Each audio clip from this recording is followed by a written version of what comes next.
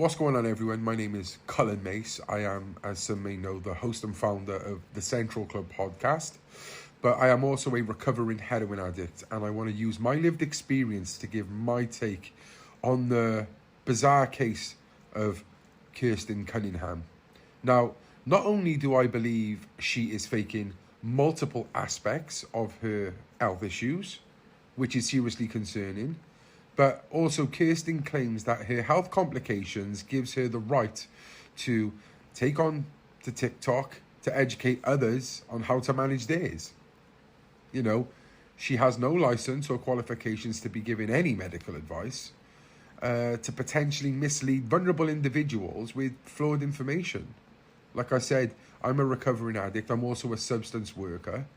And I have lived experience and now professional experience, but I still don't have the answers to everything.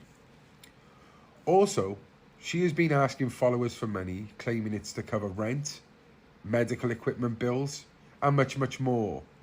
If she was genuinely in her situation, she would likely qualify for benefits to support her day-to-day living.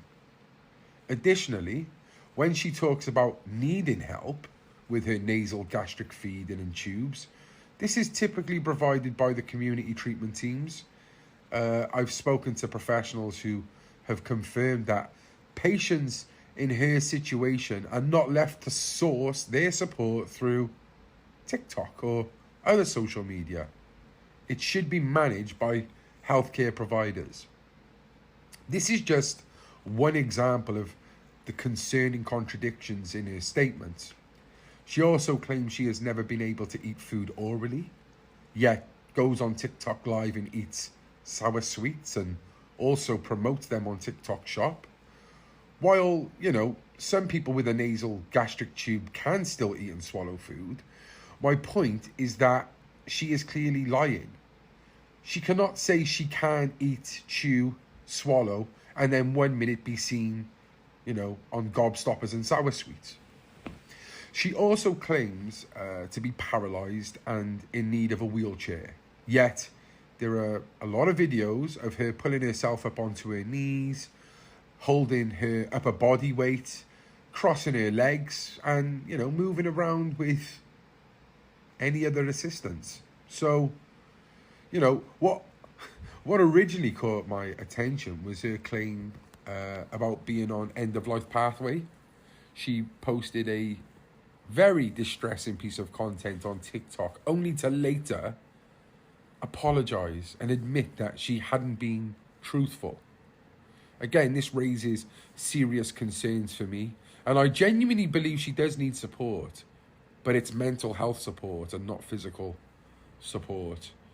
Another alarming issue is her discussion about opiates. She claims she carries naloxone to prevent her from overdose due to all her heavy opiate medication she is taking, saying it's illegal to carry and that she has to purchase it online. Well, again, as a former heroin addict, a substance worker, the first successful patient on Buvidal here in the UK, and also having coordinated a successful harm reduction peer force within Wales, I can assure you it is not illegal to carry naloxone. We actually encourage not only service users, but the general public to carry it. It's free. And you can easily get this from your local drug service.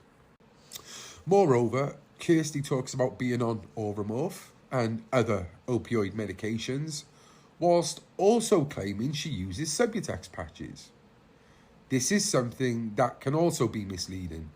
You see, morphine and other opiates are full agonists, meaning, you can overdose on them and they also give you quite a heavy buzz.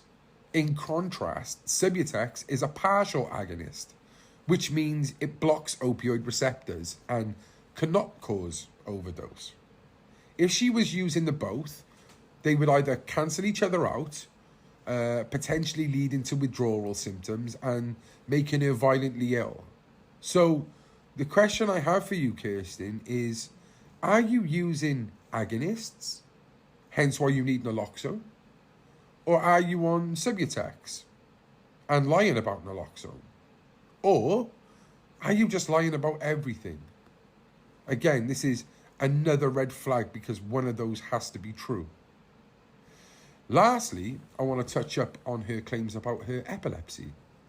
My fiance has epilepsy, and while she doesn't let it control her life, there are rules we all have to follow to support her condition. For example, minimizing triggers is essential for everyone managing a health condition to maintain a good quality of life. That is standard procedure in any diagnosis. If anyone was experiencing seizures as frequently as Kirsten claims, they would be actively seeking medical support. It's concerning that she can have seizures on live, on TikTok, and immediately respond to worried viewers looking at the comments, saying she's fine and there's nothing you can really do.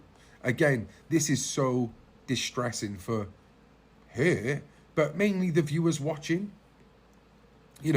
I've been with my partner during her episodes, and she can barely communicate afterwards, let alone, focus on a bright phone, a phone with a bright screen.